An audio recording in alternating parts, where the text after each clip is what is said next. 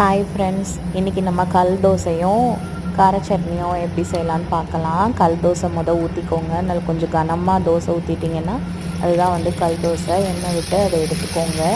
எடுத்து வச்சுட்டு ஒரு மிக்ஸி ஜாரில் 2 பெரிய வெங்காயம் பெருசு பெருசாக நறுக்கி வச்சுக்கோங்க.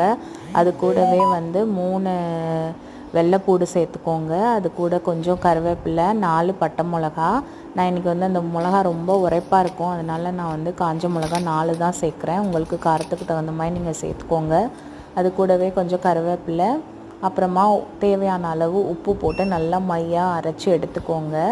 எடுத்ததுக்கப்புறமா இந்த கல் தோசை கூட அந்த சட்னியை வச்சு அதில் நல்லெண்ணெய் விட்டு இந்த தோசையை பிச்சு அந்த சட்னியில் தொட்டு சாப்பிட்டிங்க அப்படின்னா சூப்பராக இருக்கும். காரசாரமான கல் தோசையும் கார சட்னியும் செஞ்சு பார்த்துட்டு சாப்பிட்டுட்டு எனக்கு சொல்லுங்கள். அடுத்த வீடியோவில்